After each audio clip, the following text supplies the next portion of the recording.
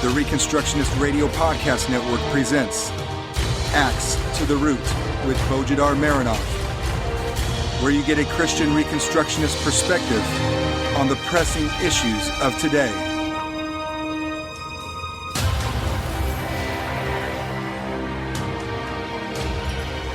Welcome to episode 20th of Axe to the Root podcast, part of the War Room Productions. I'm Bo Marinov, and for the next 20 minutes we will be talking about the moral majority, its initial successes, and its ultimate failure to produce a dent in the culture or in the political process, or even to slow down the rotting of Washington, D.C. and the local governments. A movement that was so promising at the beginning and even appeared to take the political process in America by storm, within a few years after its first spectacular victory, it lost momentum, much like the Tea Party in the last several years, and eventually had to disband, or rather surrender to what seemed to be inevitable, namely the dissolution of the Christian social order inherited from previous generations, and the takeover of the political process by neopaganism. For those of our listeners who are too young to remember, the Moral Majority was a political organization started in June 1979 with the purpose of fighting the dissolution of Christian morality in the public square and to oppose the political war on traditional family values. It also had the goal to create a permanent Christian presence in American politics, a presence that had been lost in the previous 50 years due to the self-conscious retreat of the majority of American Christians from politics. That new presence would later come to be known as the New Christian Right, or simply the Christian Right, a loose movement of politicians, mainly within the Republican Party, political action councils, lobbyist organizations, religious organizations, and media networks, all devoted to pushing what is known as socially conservative goals, namely fighting the laws that allow abortion, public expression and political protection of divine sexuality, and laws aimed at undermining the authority of the traditional nuclear family. Such goals were quite revolutionary at the time, given that the majority of Christians didn't bother with politics or voting at all. Just a few years earlier, the very founder of the Moral Majority, Jerry Falwell, would advise against political involvement by Christians. The Supreme Court had banned prayer in public schools in 1962 and had ruled against state laws banning abortion in 1973, but these did not produce any movement among the supposedly conservative Christian groups. No major denomination responded to the Supreme Court decision. If anything, some groups like the Southern Baptist Convention responded positively, and the Southern Baptist General Assembly affirmed a positive stance of approval of abortion in cases of incest, rape, or likelihood of damage to the health of the mother. The goals were revolutionary, but the American society was ripe for them, or at least that part of society which was increasingly concerned about the continuing dissolution of morals, especially in the late 60s and the 70s. There were previous attempts at creating such political organizations and influencing the political process. The Heritage Foundation was started in 1973. In 1974, the Conservative Caucus was organized. In 1978, Christian Voice was established. Within the same period, a number of leading evangelical preachers and evangelists gradually changed their views on political involvement. The wake-up call, of course, was the Roe v. Wade decision of the Supreme Court, but there were other factors as well. For example, the debacle with Jimmy Carter's pretended faith. Carter garnered the evangelical vote by claiming to be a born-again Christian, but once in office he was more liberal and anti-Christian than any president before him. The Moral Majority was mainly the fruit of the work of three men, Jerry Falwell, Paul Weirick, and Howard Phillips. It is sometimes falsely claimed that these three men represented the three main religious groups in the United States: evangelicals, Jerry Falwell, Roman Catholics, Paul Weirick, and Jews, Howard Phillips. The truth is, Howard Phillips was born in a Jewish family but had converted to Protestantism in the early 1970s. At that time, he was already under the influence of Christian Reconstruction, and specifically R.J. Rushdoony. Unfortunately, Mr. Phillips's Reconstructionist views didn't take root in the Moral Majority. We would be having a different conversation now if they had. Weirick and Phillips had previous political experience, both in government and in political activism, being instrumental in the establishment of several previous conservative activist groups. Jerry Falwell didn't have such experience, and he just recently had abandoned his previous position of political non-involvement and had repented for it. But because of his reputation, Jerry Falwell became the central figure in the moral majority. The initial successes of the moral majority shocked the political world in the United States. Within a year of its founding, the fundraising campaign brought in millions of dollars from tens of thousands of private donors.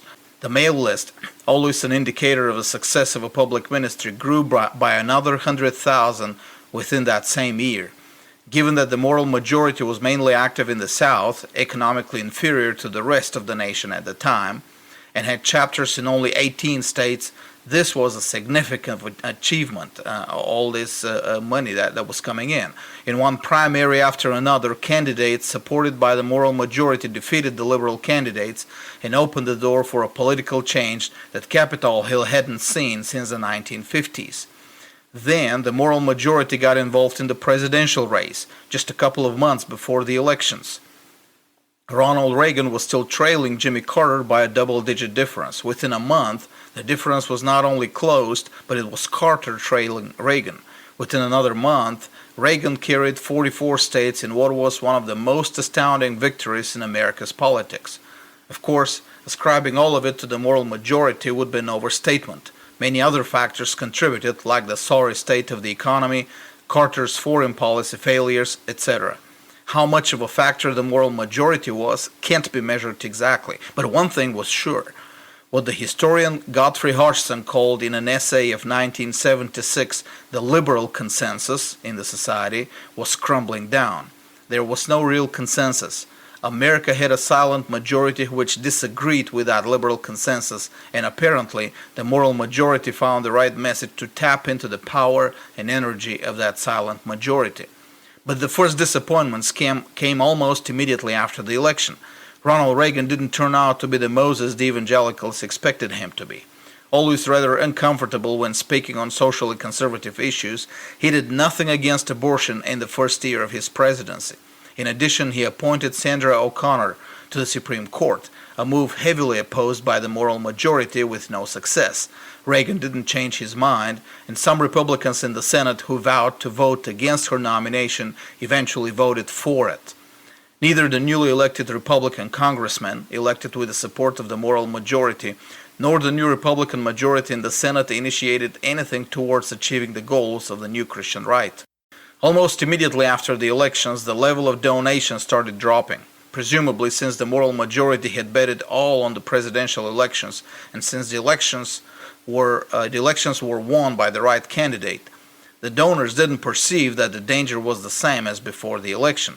Throughout the 80s, until its final dismantling, donations continued dropping, even though the leaders continued assuring their followers that there's much more to be done and achieved. Reagan won his second term hands down, but it was unclear if the moral majority had much contribution to that victory. In Congress and the Senate, the candidates of the moral majority didn't show much initiative to promote socially conservative goals. By the end of Reagan's second term, the social energy of the moral majority was exhausted. So was the war chest, and the contributions were down to nothing. In 1989, 10 years after the founding of the moral majority, Jerry Falwell disbanded it. His reason was that the goals were achieved. In reality, none were.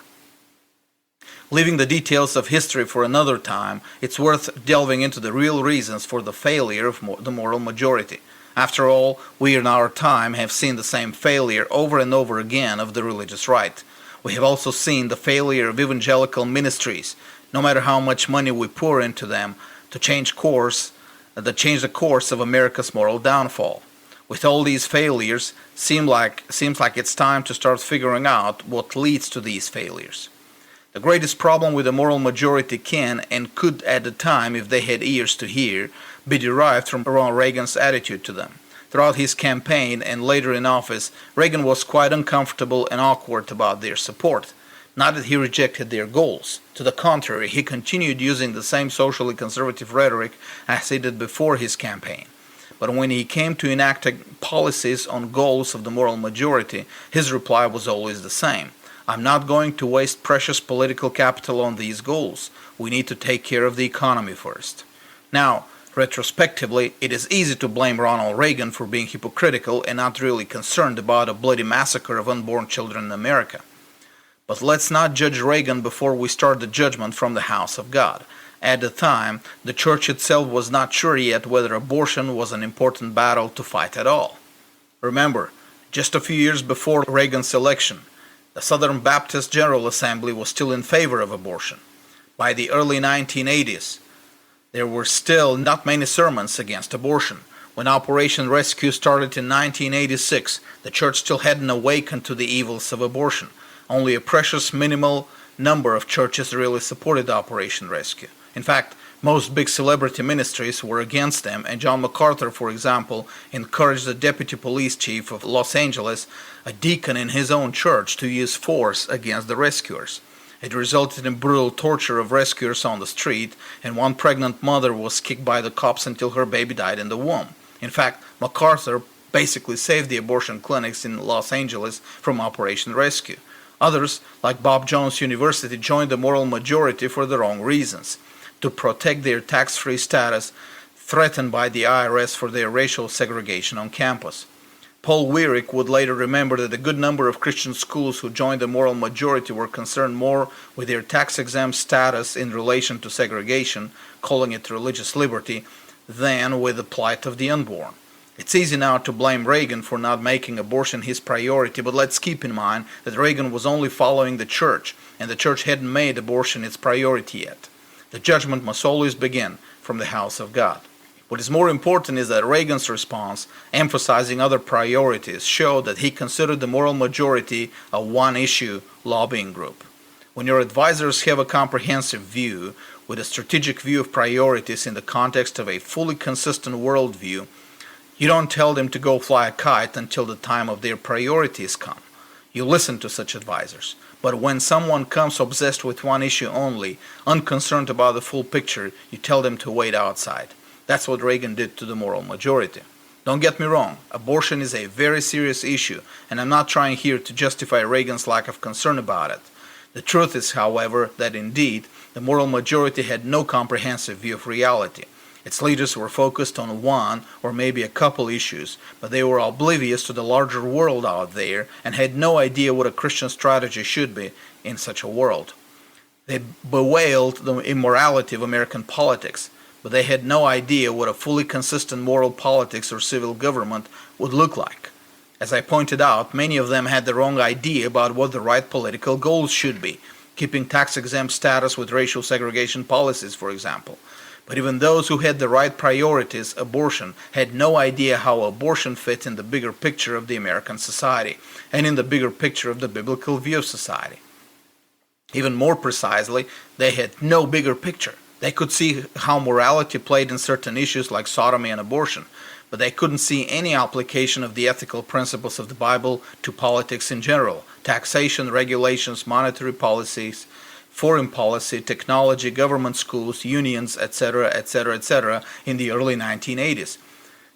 The American society was facing a number of different challenges from within and from without.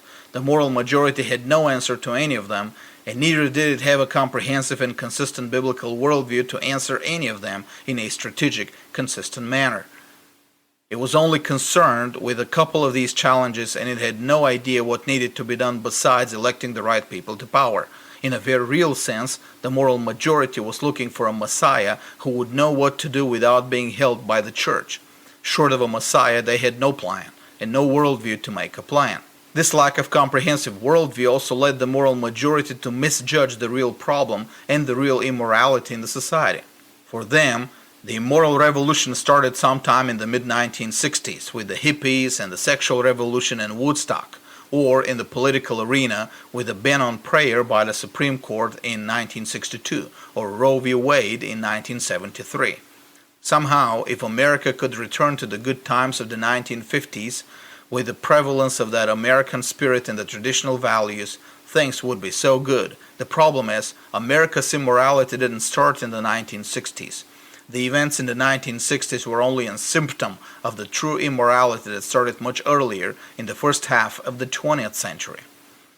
That root to morality, that abandonment of the Christian social order in America, was the rise of American nationalism and statism, and the establishment of the federal government as the supreme lord over America and over every American.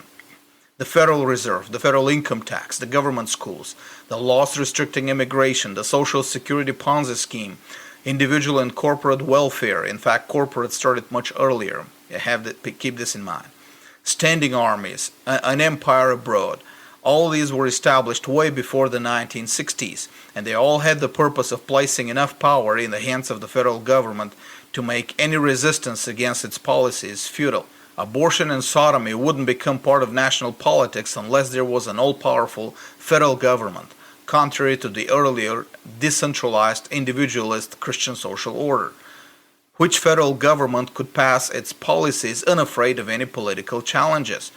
But the moral majority lacked the worldview and the insight to see the real roots of the problem. It remained silent on that real root. Gary North's words about this situation are very relevant, and I quote here from Gary North.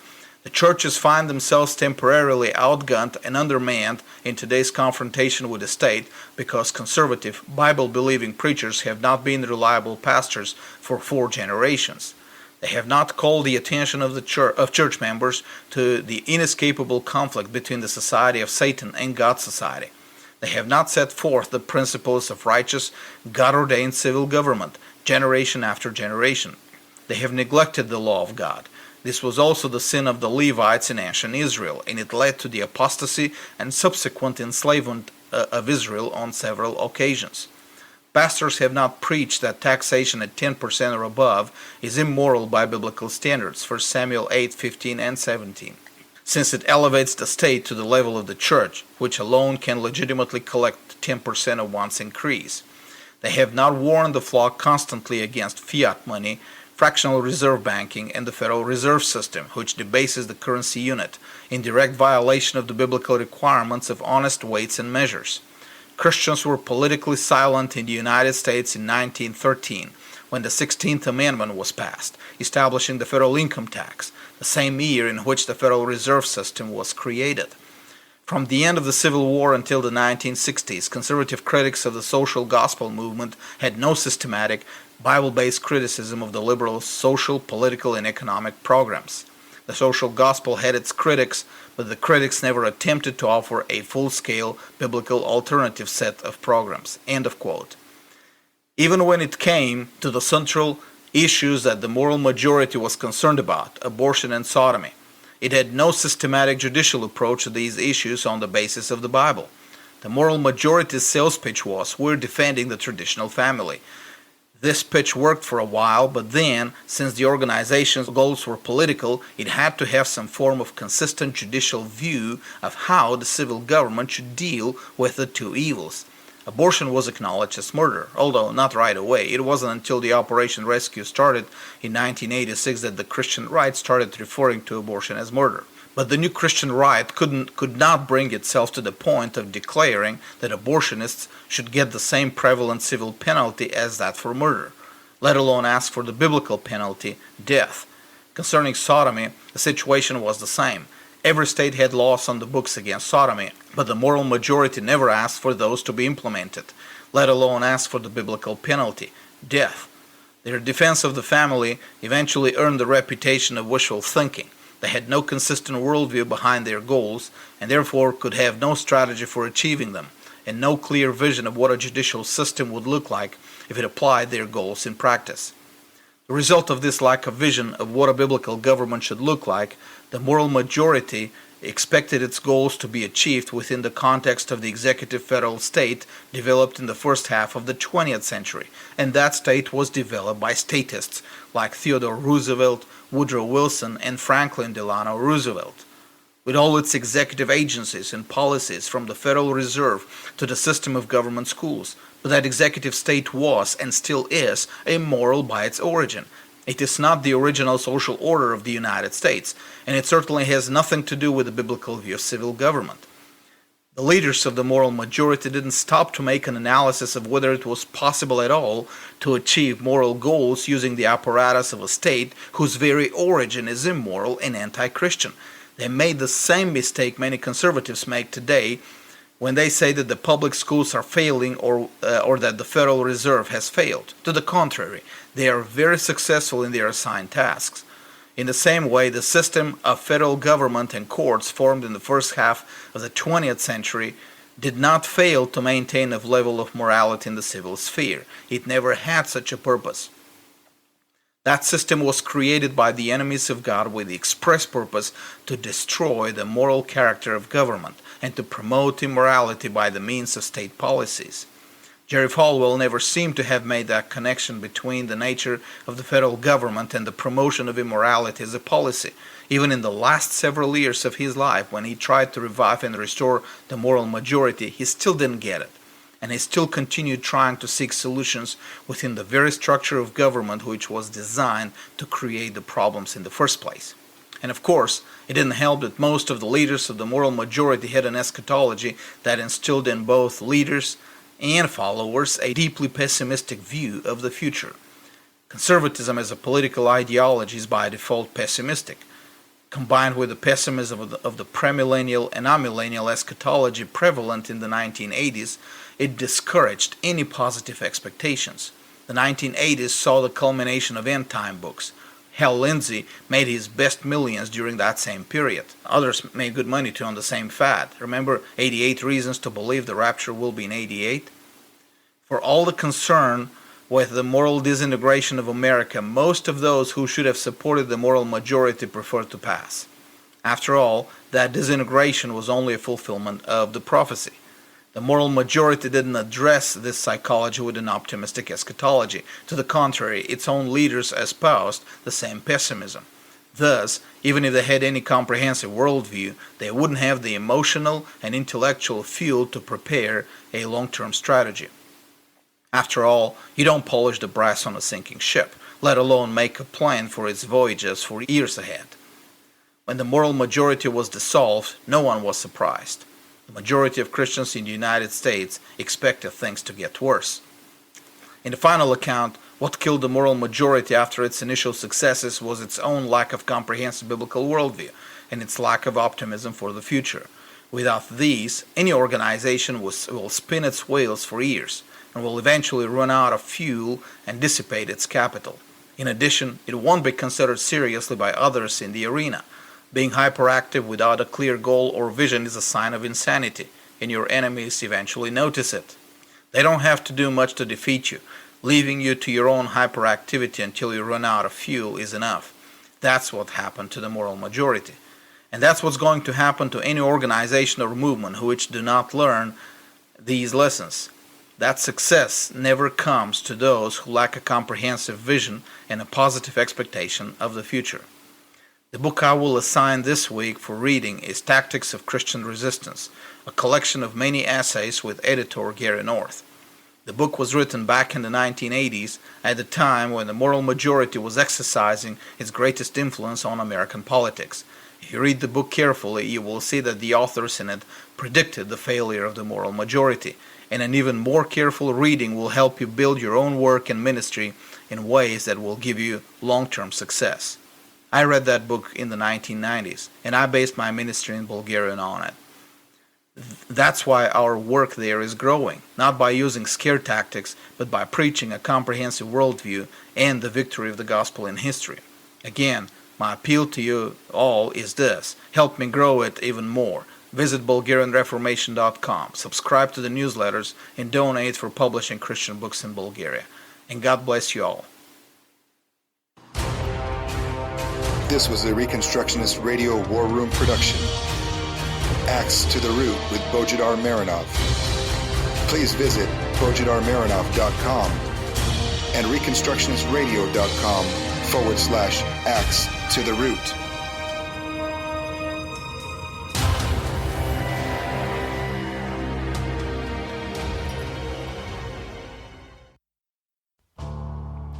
The Reconstructionist Radio Podcast Network brings to you a complete lineup of podcasts where you will hear practical and tactical theology. Our desire is not simply that you consume our shows, but that you also live out your faith in every area of life. We can talk all day long about these things, but if we fail to put them into practice, then we fail as ambassadors of Jesus Christ our King. Subscribe now to your favorite Reconstructionist Radio Podcast Network shows, or you can subscribe to the Reconstructionist Radio Master Feed, where all of the content we produce, including the audiobooks and audio articles, will pop up as soon as they are available. And don't forget to visit ReconstructionistRadio.com to volunteer as a narrator or to partner with this ministry financially. May the Holy Spirit stir you into action for Christ and His kingdom.